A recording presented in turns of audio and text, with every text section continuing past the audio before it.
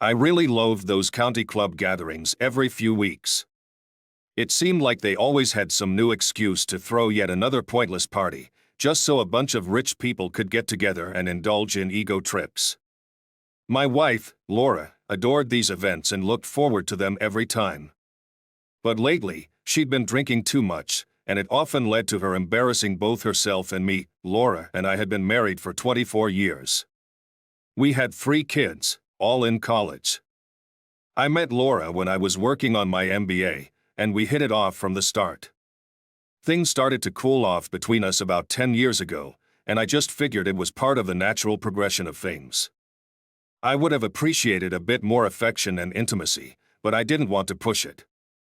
I'd pretty much come to accept that the rest of my life would be more practical than romantic, that I had a good job and made a decent living. In fact, it was great.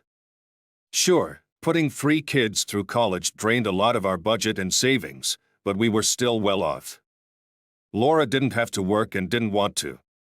Her days were filled with community work and social events.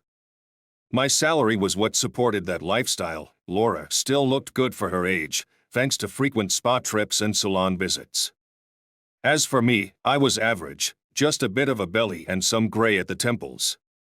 I dressed well because of my job and Laura's love for shopping. I was good at my job but not particularly happy. I was itching for a change, something I'd actually enjoy without worrying about the paycheck. I also wanted to move. Our house was way too big for just the 2 of us, and I hated the maintenance and costs. But Laura wouldn't even consider such ridiculous ideas. She was set on keeping her big house, county club, and wealthy friends. At one of these gatherings, I wandered around, making small talk about trivial matters. The night was dragging on, and I was nursing my last drink. Laura, on the other hand, was just getting started. She'd obviously been drinking more than usual, and it was starting to show. I walked past a group of local ladies chatting about sex, definitely not my scene. Just as I was about to make my exit, I heard Laura's voice rise above the rest. Hell, if it wasn't for Evan Gray, I'd never have had any good sex in my lifetime. The room went suddenly silent. A few of the women had noticed me standing nearby. Realizing something was off, Laura looked over and saw me. The alcohol was clearly affecting her judgment. David, I didn't know you were standing there. You weren't supposed to hear that, darling. I'm sorry. My bad, she said, with a few drunken giggles, like a kid who'd just pulled a prank. The ladies in the immediate area seemed unsure how to react. Some quietly walked away, and the rest just sat in awkward silence. Laura looked at me with a silly smirk, as if she'd just done something mischievous. I set my glass down and slowly left the room and the club. Instead of heading home, I went to the airport. 30 minutes later, I was on a commuter flight to Reno. I preferred Reno to Las Vegas. The situation with Laura became clearer to me, and I needed some time to process it all. A weekend in Reno would help me figure things out. I turned off my cell phone and checked into a casino hotel. I opened an account for $20,000, and the complimentary room followed swiftly. The interesting thing about casino accounts is that they're not banks, so they don't fall under federal regulations and don't require government reporting. While big wins at slots or Keno need to be reported, deposits aren't traceable. I wasn't really into gambling, but I liked the way their banking system worked. By the time I woke up, it was noon on Saturday. I spent the afternoon reflecting over a burger and fries. I liked Reno. Its high altitude made for a comfortable climate, and there were plenty of other reasonable services nearby. I even took a walk by the Truckee River, paying my respects to all the broken marriages. I wasn't planning on a Reno divorce, but I might consider tossing my ring into the riverbed later. Back at the hotel, I passed by a realtor's office with photos of properties in the window. Suddenly, the idea of a condo in Reno started to make sense. After an hour in the office and 2 hours driving around, I found a small, furnished unit I really liked. The catch was, I couldn't buy it while married. Luckily, I managed to arrange a discreet lease-to-buy deal with a substantial deposit. The deposit was my idea, and the seller was thrilled. One of the best decisions I'd made in my marriage was managing our finances myself. Laura had no knack for numbers or banking. She was more than happy to let me handle the bills as long as she could spend the money. That evening, I treated myself to a beautiful sushi dinner. Before heading to bed, I deposited another $10,000 from my Visa card into the casino account. I hated the cash advance fee, but in this case, it felt worth it that I was up early the next morning and made my way to the casino restaurant for breakfast. A hearty plate of eggs, bacon, hash browns, and toast was just what I needed. As I was finishing my second cup of coffee, I noticed that my waitress had a noticeable black eye. She was trying to conceal it by combing her hair forward, but it wasn't entirely successful. She was a nice-looking woman in her mid-40s, working diligently to keep everyone satisfied. It seemed like she was new to this type of work. An experienced waitress would have been a bit smoother and more confident. I admired her determination, though. Your name tag says Megan.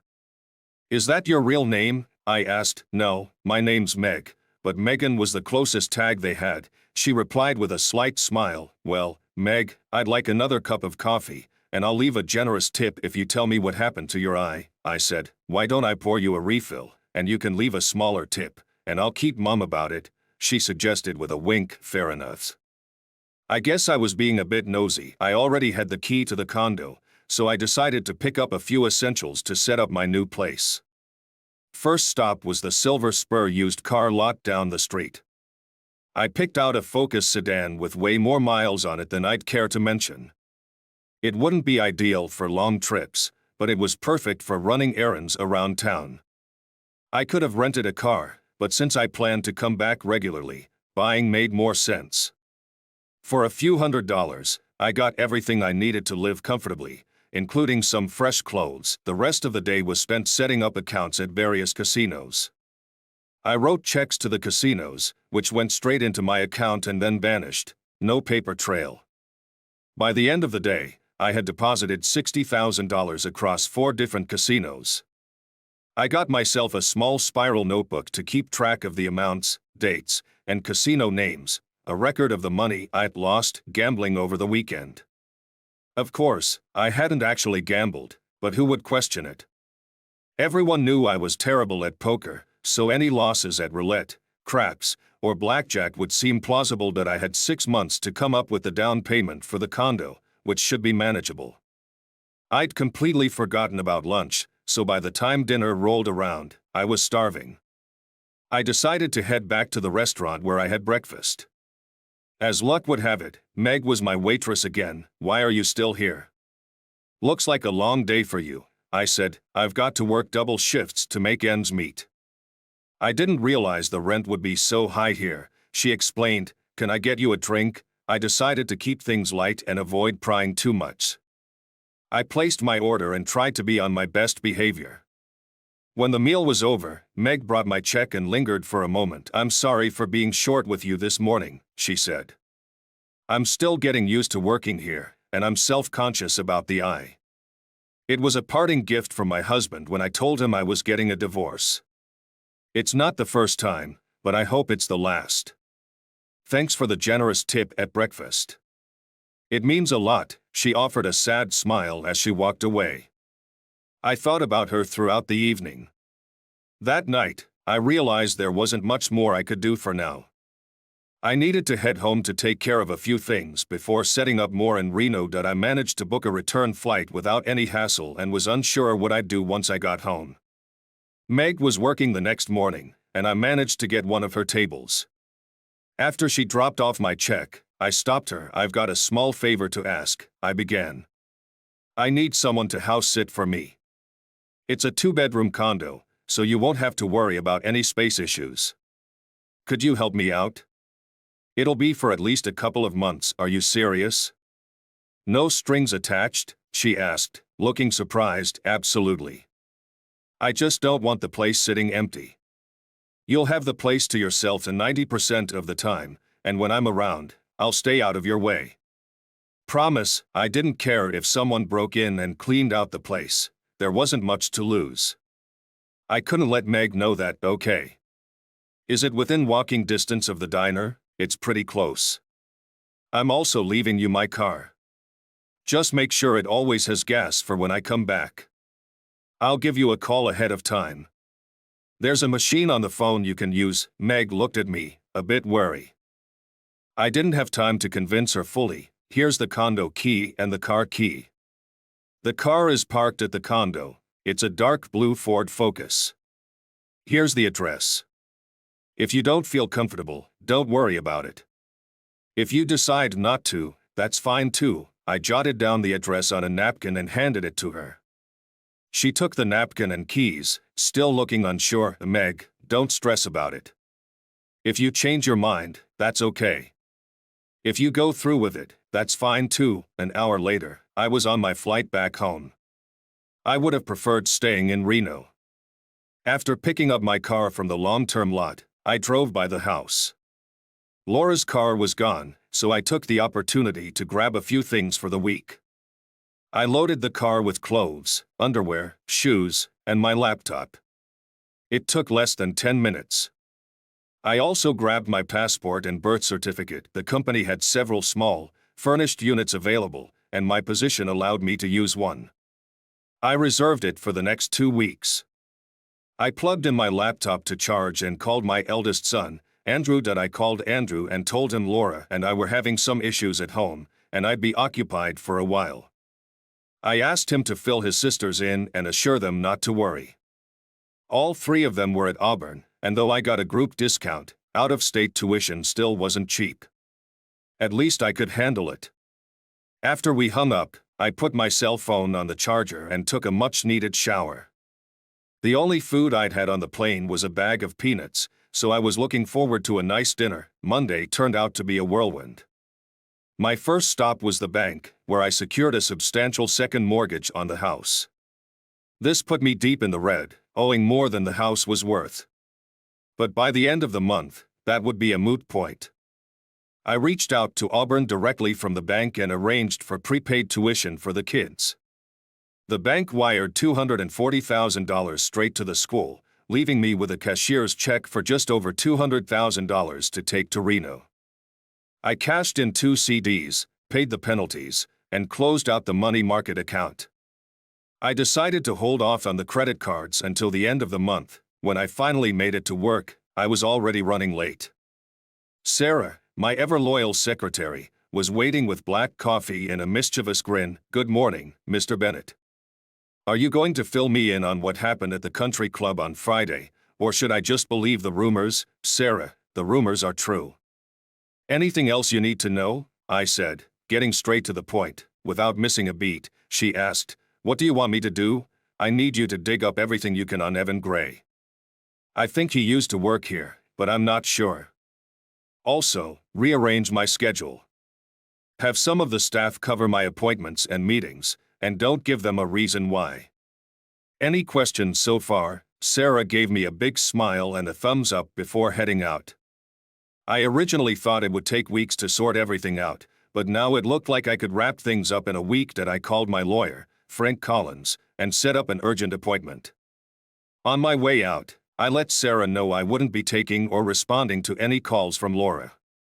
Security was instructed not to let her into the building. Frank and I go way back from college. We got along well, but he never had much love for Laura. I figured he'd be the perfect person to handle my divorce. "Hey, Dave. I saw you at the country club Friday, so I have an idea of why you're here," Frank said. "You're right. I'm not trying to be difficult, but it's about time this came to a head." "I hear you. As long as it wasn't public humiliation, you might have managed. But Friday changed things. I need access to all your accounts and a couple of powers of attorney. I'll have my assistant prepare everything and give you a call." "Anything else I should know?" "Well, Frank, the trauma from Friday seems to have triggered something in me. I've become addicted to gambling. I spent the weekend in Reno and lost a fortune.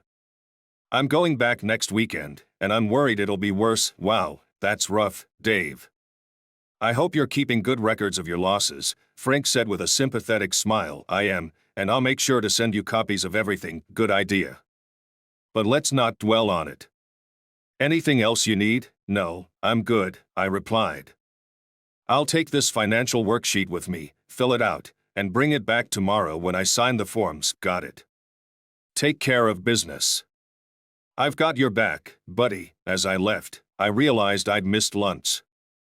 Sarah had left a detailed report on Evan Gray for me. She recommended I speak with Helen Moore in the personnel department before taking any further steps. Helen had been with the company forever. She was always impeccably dressed and had a commanding presence that made her a bit intimidating. Good afternoon, Mr. Bennett. Please, have a seat, Helen said, trying to sound welcoming but coming across more like a strict schoolteacher. I felt like a child in her office. Despite my years of experience and position, Helen closed the office door behind us. Sarah briefed me on your situation. I don't usually participate in office gossip, but I deal in facts. 3 years ago, Laura approached Evan Gray at a company event. It was a heavy drinking night, and by the end of it, they were involved in an affair in one of the private offices. Evan was about to get married the next month. Laura had apparently threatened Evan to keep him in line. She told him she'd expose their affair to his fiancée unless he continued seeing her. Evan had hoped that after he got married, she'd finally leave him alone, but she didn't. For months, she kept forcing him into sex under the threat of ruining his life. Desperate, Evan came to me for help, and of course, he had to tell me the whole sordid story. I couldn't, in good conscience, share that with anyone. The best solution I could come up with was to transfer Evan to another office. After his move to Dallas, Laura backed off. Evan never mentioned the affair to his wife. Any questions?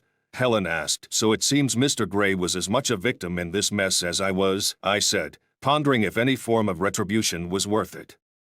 Do you have any recommendations, Miss Moore? Now that you know, you hold the power, she said. I'd suggest letting it go. Evan Gray is a valuable employee and you shouldn't ruin his career over something your wife did. It's not worth it. Thanks for your time, I said. I agree. Forcing someone to have sex with my wife is punishment enough. As we stood up, Helen gave me a small smile. By the way, it's not Miss. I've been married for 32 years. It was hard to picture Helen in anything less than her usual business attire, let alone in an intimate setting. Still, I couldn't help but think of her in a different light for a moment before shaking it off. I had more pressing concerns than imagining Helen's personal life. Sarah had rescheduled all my appointments, giving me a clean slate. Laura called 3 times, but Sarah had convinced her I was in Baltimore. Sarah had also set up a meeting with the company president for the following day and one with the legal department for that afternoon. I asked Sarah if she'd join me for dinner, but she laughed and said her husband wouldn't approve. She suggested I ask Helen, then laughed again. That I ended up staying late at the legal department, more complicated than I'd anticipated. I had to keep a few people past hours, but they were understanding.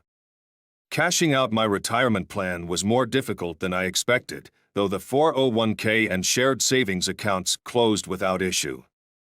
Cashing in my sick time, vacation time, and company insurance went relatively smoothly. By the time I was finished, it was clear that my departure from the company was becoming evident.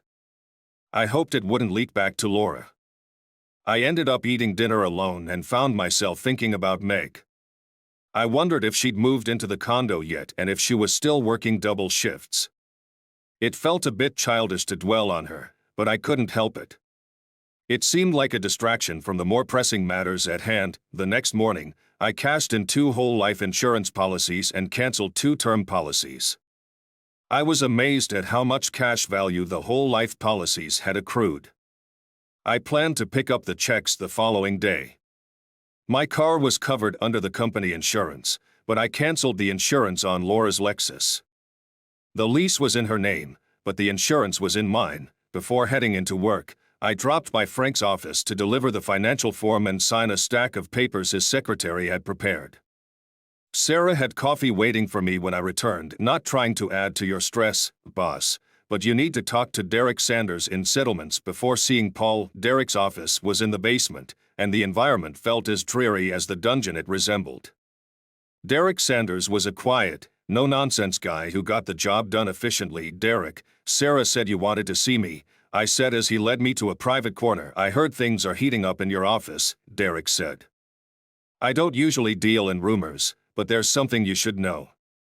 About 6 years ago, we had a guy named Thomas Drake here. He was okay, married with kids. He got involved with your wife after an office party. She wouldn't let him go, threatening to expose him if he tried to end it. He eventually called her bluff, and 2 days later, his wife kicked him out. He started drinking, lost his job, and I don't know where he ended up. Tom's wife then threatened to tell you about the affair, and from what I hear, Laura paid her 10 grand to keep quiet. I don't have proof of that last part, thanks, Derek." "I appreciate the heads up," I said, though it wasn't exactly what I wanted to hear. "I'm hoping for some better news soon." "I wasn't trying to upset you, Mr. Bennett," Derek said. "Sarah thought you should know you did the right thing." "Thanks," I replied, heading back to the elevator. I made my way to the 9th floor for my meeting with Mr. Harper, arriving a bit early. He saw me right away. The meeting was brief and to the point. The legal department, personnel, and payroll would handle everything from here. When all was settled, I was to call him directly. He handed me a card with his private cell number. There were no promises, no regrets, and no pretense. Everything was wrapped up neatly on one end, but there were still loose threads. I gave Mr. Harper a simple nod and left without saying a word. Back at the office, Sarah greeted me with her usual bright smile and handed me a cup of coffee. "Get me a flight to Reno for Thursday morning," I said, with a 2-hour layover in Dallas. She motioned towards the window. "Laura's down in the parking lot arguing with a security guard. She's been there over 20 minutes. They won't let her in, and she won't leave." "What do you want to do?" "Looks like the guards have it under control," I replied. "My only issue is finding someone to have dinner with. I hate eating alone." I called Frank to check in. He said he couldn't do anything until I sorted out the financial mess. I had to show him that I had no money left. But right now, I was flush. With the checks I had, those that were coming, and the cash in the bank, I was rich. I promised Frank I'd head to Reno early and not come back until I was flat broke. Throughout the day, people kept sticking their heads into my office, asking me to call Laura. She was having all her friends call their husbands at work to find me. I stayed at the office a bit longer, tidying up to make things easier for my replacement. Laura was now sitting on the hood of my car, waiting for me to come out. Sarah smiled and handed me the keys to her Honda Civic. "This will give me a good excuse to have my husband pick me up and take me out for dinner," she said. "By the way, you're not planning anything crazy in Dallas, are you?" "No. Just tying up some loose ends." "No revenge, I promise." I drove to Allentown and had dinner at the Outback before heading back to my apartment. The next morning flew by. I signed more papers for Frank, closed all the bank accounts, and canceled all the credit cards. I even arranged to have the utilities at the house turned off next week. I picked up checks from the bank, the insurance company, and work. I was astonished at how much money I had. I got a new cell phone and canceled the ones Laura and I had. I sold my country club membership to an old friend for $23,000. My replacement had arrived from Boston on short notice. He seemed like a decent guy, and with Sarah's expertise, he'd have no problem taking over. There were a few things at the house I wished I had, but they weren't worth going back for.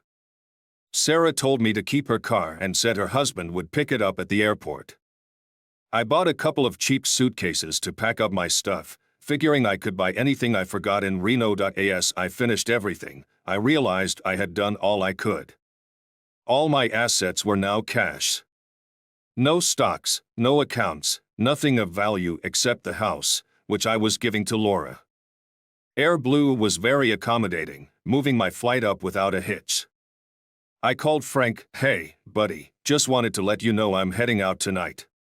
I assume you have everything you need." "I'm good, Dave. I can actually serve the papers tomorrow, but I still need that financial information as soon as possible. I'll get those to you. Just don't pad the bill too much. I'm about to be a very poor man. And see if you can track down Thomas Drake. He might need some help, depending on the situation. I might be the one to provide it. Got it, Davy. Have a good flight and keep in touch. I left a message at the condo, letting her know I'd arrive later that night and asking her not to be alarmed if she heard someone at the door. I wasn't sure if she'd be there, but I hoped so. It felt odd to hope for a relationship with someone I barely knew, but at this point, even a friendship would be welcome. I didn't want to seem like I was taking advantage of her situation. That I arrived in Dallas early enough to enjoy a relaxed breakfast. I waited in Evan Gray's office until he showed up. It was clear he wasn't thrilled to see me. Mr. Bennett, I'd like to say it's nice to see you, but that wouldn't be honest. I think we both know that. Relax, Evan. I hope you don't mind if I'm a little informal. I'm not here to cause trouble. I just wanted to let you know that I understand what you went through and that there are no hard feelings. You could have done that over the phone, I know, but since I was in the area, I thought it was worth my time to clear the air. I don't understand. Why would you want to do this? Evan asked, his voice filled with confusion. I'm the one who messed up. I should be apologizing to you for what happened. You didn't do a damn thing wrong. I was young and foolish and made a terrible mistake. To this day, I'm too ashamed to even tell my wife. Evan, you were partly to blame, I said, but most of the problem came from my wife. What she did created issues for both you and me. I'm not saying you were completely innocent, but it wasn't entirely your fault. I don't want you carrying around any more guilt than you already do because my wife acted like a slut. That's very generous of you to say, Evan replied, but I don't know what to say or do in return. I reached over and handed him one of Frank's business cards. Later today, give my lawyer a call. He might ask you to do something for me. It'll be very discreet. He might say he doesn't need anything at the moment, but I expect he'll at least ask for a notarized statement confirming the affair. I promise it won't get back to your wife. We shook hands, and it felt a bit strange since this was one of the men who had cuckolded me, but it seemed appropriate. Evan Gray was a decent man who didn't deserve his life to be ruined because of one indiscretion, even if it happened multiple times. An hour later, I was back on my flight to Reno. I couldn't help but mull over what went wrong. I worked hard to provide my wife and children with everything they wanted or needed. I thought I had done a good job, but it seemed that while I was taking care of everyone, I was neglecting my wife. When faced with problems like this, we all try to figure out why they happened. In my case, I usually end up blaming myself. I can accept that. But as things came full circle, I had to confront Laura's attempts to make a fool out of me. That was something I couldn't accept or condone. If she had been discreet, I might have let it slide and blamed myself forever. Since she wasn't discreet, I wasn't going to take the blame. The evening ended on a high note. When I landed at Reno Tahoe International, I was pleasantly surprised to see Meg waiting at the baggage pickup.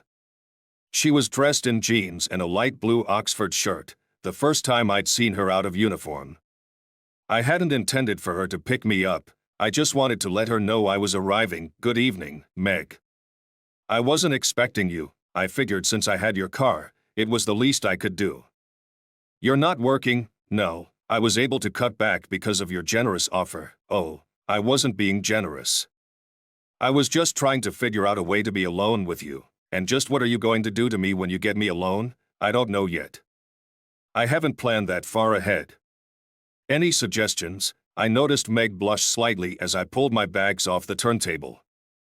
I decided to back off before I scared her away. It seemed like she was playfully baiting me, which was a good sign. 30 minutes later, we were back at the newly decorated apartment. It was just little touches that made a big difference in the ambience. To thank Meg for fixing up the apartment and picking me up, I treated her to 2 prime rib dinners. I think she enjoyed the wine more than the beef. How's the divorce coming? I asked. Not worth a shit, she replied. I still have 3 weeks to go before I can apply. You need 6 weeks to establish residency. From what everyone said, I thought this would be a piece of cake. I think I would have been better off handling this from home. Why didn't you? Meg played with her food for a moment before answering. Getting away from Mike was more important than getting the divorce. The divorce is just a piece of paper. It won't protect me from any more beatings. I think I used the divorce as an excuse to come out here. It didn't matter where I went, just that I went. What Meg said made sense to me. At first, getting divorced from Laura seemed crucial, but now I wasn't so sure. What I really wanted was to ensure Laura didn't benefit from the marriage. Unless I planned to remarry, it didn't matter. I had no inclinations in that direction. The rest of the evening was spent chatting about hobbies, movies, and books. Meg didn't have any children, and I didn't ask why. We slept in separate bedrooms that night. Meg had already left for work by the time I got up. There was fresh coffee waiting for me, which was all I needed. I was still full from the previous night's feast. After a quick shower, I called Frank. "How's my favorite lawyer?" There was a sigh on the other end of the phone.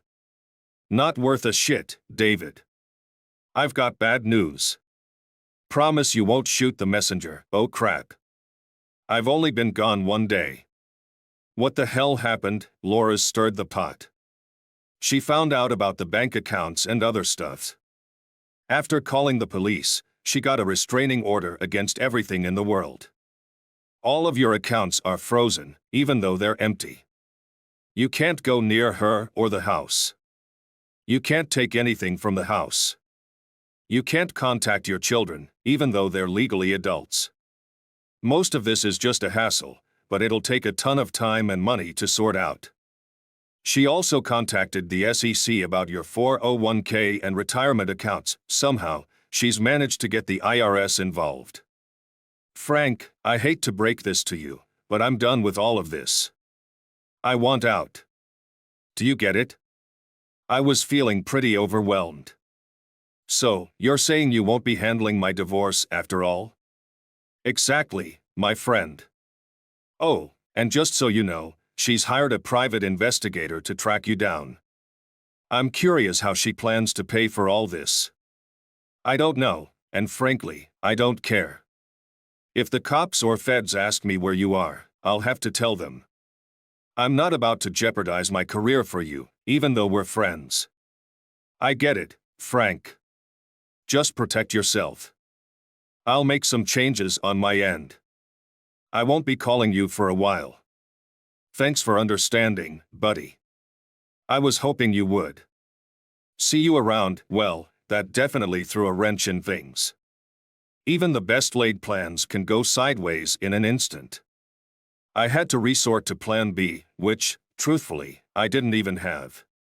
My clever scheme to pretend I lost all my money at the casinos was a bust. I decided not to reach out to anyone else. Meg left me the car, which I appreciated. I have no idea how she got to work. I was left with just a small duffel of money and checks. I had to visit 6 different casinos to cash all my checks and get chips or credit. I was too nervous to go to banks, fearing there might be a hold or trace on my accounts. The casinos were more than willing to assist.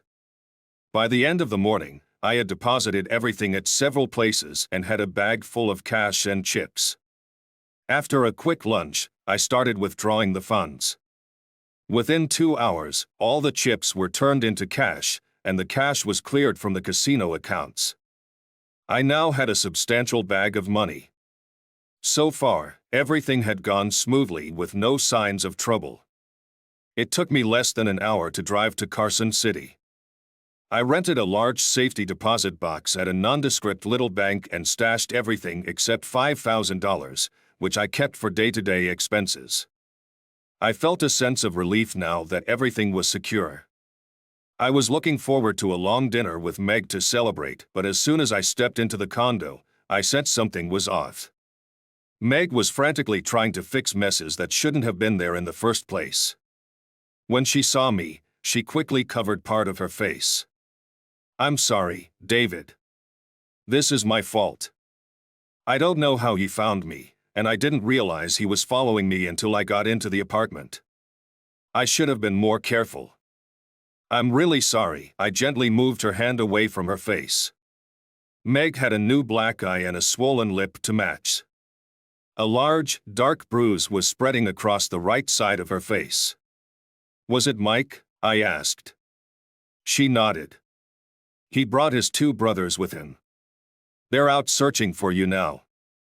Mike told me not to leave the condo. Where are they looking? I asked. I gave them the names of 3 casinos. The idiots don't even know what you look like.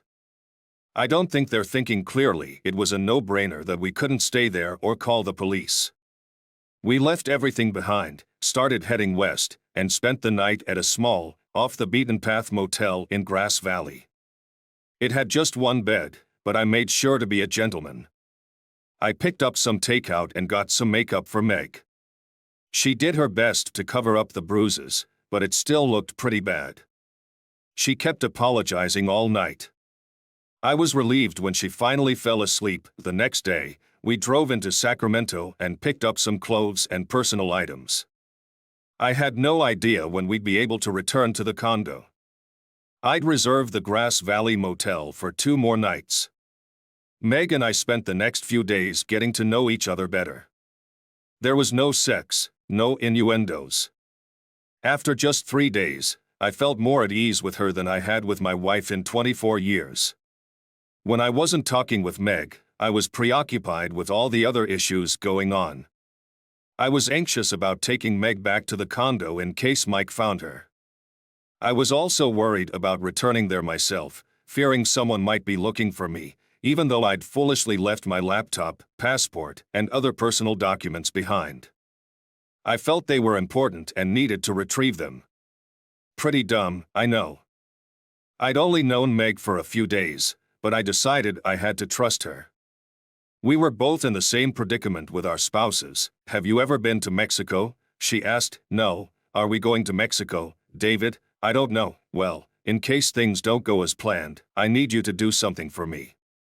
I don't want you to get into trouble, and I want to keep you safe from Mike. David, you don't owe me anything. You've already done more than enough. I'll be fine. I'm not sure how things will turn out for me. I've got a lot of money hidden away. It's not illegal money, but I'm keeping it from my wife. If something happens to me, you'll need to retrieve it for me. Who's after you? You haven't said much about that. Did you do something illegal? There are several federal agencies and a private investigator looking for me. I'm sure the local police will get involved if needed. All I'm trying to do is hide some money from my wife. She's making it look like I'm up to something illegal. What should I do with this money? I was thinking about that. Go to Guadalajara and wait for me. Use whatever money you need to get by until I can join you. How will you find me? Go to the Libertad Market every morning for coffee. It's a large place, but I'll find you. When should I start doing this? Only when you realize I'm in trouble. Why not just start now? Be patient. I'd rather go with you than go separately. It'd make me feel more secure if we traveled together. Why can't we both go now? The conversation was getting repetitive, so I tuned her out. I wasn't trying to be rude, I was just eager to move forward. 2 hours later, we were over the pass and in Carson City. I added Meg's name to the safety deposit box access and gave her her own key. When we got back to the condo, I parked a half block away. The complex had a covered, open-air parking area beneath the units. I told Meg to stay in the car while I checked things out to make sure there wouldn't be any issues. What kind of issues? She asked that I didn't know. Given how things had been going, anything was possible, and it happened. As I walked through the parking area, scanning for anything unusual, I was approached. David Bennett, turn around. He was a slight, wary man wearing a long leather coat that made him look more odd than threatening. But the large black automatic he held in his hand was definitely menacing. Do I know you? A broad grin spread across his face, as if he were pleased to introduce himself. My name is Lang. Your wife sent me. Okay. What can I do for you? I need your wedding ring and your wallet. Sure, I get the ring, But why the wallet? I need to make this look like a robbery. Make what look like a robbery? Your wife hired me to kill you, Mr. Bennett. I hope she paid you in advance because she's broke. What do you mean? That ended our conversation. From across the parking area, 3 burly Italians in long leather coats approached. Davy Bennett, we need to talk, Mike bellowed. The intrusion surprised Lang, and when one of the Italians spotted the gun in Lang's hand, they all started reaching into their coats. I ducked behind a concrete barrier leading out of the parking area. Lang lost interest in me as I scrambled along the side of the building toward the car. I heard gunshots echoing off the garage walls. Looking up, I saw Meg speeding down the street and 2 suited men getting out of a black SUV across the street. They were obviously federal agents, and I assumed they were waiting for me. The commotion gave me a chance to escape. Meg and the car were gone. There was no way I was going back to that condo. I had no idea who shot whom in the garage, and frankly, I didn't want to know. What I did know was that 3 different groups were after me for different reasons all at once. I got the message loud and clear that I had several options. One was to catch a bus back to Carson City and retrieve my money, but I decided against it since I was too exposed. I was essentially on the run from a cheating wife. What a mess. Deciding to let the situation cool off, I needed to find a place to lay low. I still had over $4,000 in my pocket, which should last a while. I was puzzled about why my wife wanted me dead. Did she really think there was still insurance money left? I thought she was smarter than that. I made a mistake by taking the bus to San Francisco. $1,000 doesn't go far in the city, but the first 1,000 got me a social security number and ID so I could get a job. I found a room with a shared bathroom and a job waiting tables in a low-profile restaurant.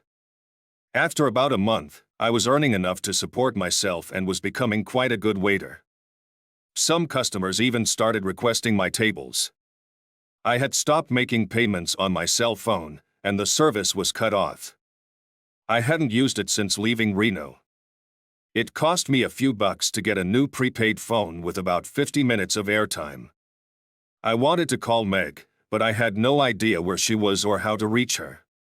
Instead, I decided to call Frank. Hey buddy, it's David. Just checking in for an update, Davy. Good to hear from you. Things are still messed up, but not as bad as you might think. Where the hell are you? None of your business where I am. Last time we spoke, I was swamped with all sorts of trouble. Am I still a wanted man? Most of that mess has cleared up, especially after Laura got arrested. The IRS is still after some payment on 401k assets, but other than that, things are looking better. What do you mean Laura was arrested? Didn't you hear about it? A guy named Victor Lang. Yeah, I met him briefly about 3 months ago. He tried to kill me, but we got interrupted by some other guys. While they were arguing over who would get to me, I slipped out the back. How does Lang fit into this? Laura hired Lang to kill you. He got badly shot in Reno and turned on her, claiming she was going to stiff him on a $10,000 contract. He ratted her out, and the cops bought it, bringing her up on charges. Laura can't make bail, so she's stuck in jail until her trial. Frank, I'd like to help her out, but given that she tried to have me killed, I'm not inclined to. I think her parents might be able to cover her bail, but that's not my problem. I'll see what I can do, Davy. No one seems to be looking for you right now. Do you want me to restart the divorce process? It might be a good idea. A divorce would clear things up, but honestly, I'm indifferent at this point. It might simplify things. I've kept all the previous paperwork and should be able to use most of it. Oh, and I forgot to mention, your kids came back when Laura got into trouble. They were concerned at first, but they lost interest when they learned the details. They want you to call them and let them know you're okay. I'll reach out to them as soon as I can. How did your money laundering scheme turn out? Not well at all. I lost control and lost contact. I'll try to check on it next week. Frank, sometimes even the best laid plans fall apart. All right. Keep in touch, buddy. One more thing, Frank. Did Laura ever say why she wanted me dead? Not that I know of. I assumed it was for the insurance, and she didn't realize you'd canceled it. I checked in with the kids. Everything was fine with them. They felt better when they found out the tuition was prepaid. They wanted to know what happened between Laura and me, but I couldn't bring myself to tell them. Some things would have to wait. That I borrowed a car and drove up to Carson City. When I checked the safety deposit box, it was empty. At least she could have left a note. I couldn't really complain since I had given her the key and access. Had she gone to Guadalajara, or did she find a place where I couldn't locate her? There was only one way to find out. That I explored several small travel agencies in my San Francisco neighborhood. Most specialized in group tours, which weren't a good fit for me. Finally, I found a tour to my favorite Mexican city with a last-minute cancellation that I could join. It was the first time I had to scrape together enough money for something. The trip wasn't that expensive, but my funds were limited. A few guys from the restaurant were also on the trip, which made me feel more comfortable. Most had signed up for side trips, but I had different plans. The first 2 days were a letdown. The Libertad market was much larger than I had imagined, and I regretted choosing it. I dreaded the thought that maybe Meg had taken my money and headed somewhere more exotic, like Bangkok or Tahiti. She had enough in that safety deposit box to live anywhere she wanted. I wasn't sure whether to wait for her to pass by or search for her myself, so I ended up doing both. By the third day, I was getting frustrated. It's about time, David. Where have you been? I turned to see Meg, hands on her hips, wearing a wide-brimmed straw hat with a red band. Say something. I've been going crazy not knowing if you're alive or not. I didn't reply. I walked over and kissed her for the first time. I didn't know why I hadn't done it sooner, but I was glad I did now. That's a pretty pathetic explanation. Maybe you should try again. The second kiss was accompanied by a big hug as I lifted her off the ground. Meg, I missed you so much. You still owe me an explanation for where you've been for the past month, but that can wait. Let's go home and have some lunch. We walked through the market hand in hand, feeling happy and content for the first time in a while. David, don't be mad, but I spent some of your money. I put most of it in the bank, but I needed a place to live, so I bought us a house. I hope you don't mind. You had a lot of money in that bank. It was a beautiful hacienda in a beautiful city, and I was with a wonderful woman. I liked how the plan came together. Laura's parents managed to raise her bail money and pay for her lawyers. Frank had no trouble getting her to sign the divorce papers. Laura ended up with 5 to 8 years for trying to have me killed. I never found out her exact motive. Evan Gray provided a deposition for Frank, but it was never used. Frank found Tom sober but not in great shape. When Frank asked how he could help, Tom requested a hot dog pushcart, which cost me $2,400. I settled my tax issues with the IRS for $4,000. Lang ended up in jail in Nevada along with Meg's husband and brothers, though we don't know how long they'll stay there. That I was now free to return home. My old job was waiting for me with a promotion. The law was no longer after me. Once Meg's Mexican divorce is finalized, we plan to get married. The kids will come down for the wedding during spring break. The house in Guadalajara is beautiful, but we're pretty sure we won't stay there full-time.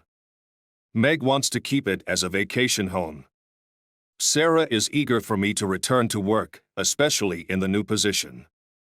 It's a promotion for both of us. Meg is willing to go anywhere as long as we're together, and she wants me to take her to meet Laura. That should be interesting. My plans didn't go as expected, but who am I to complain?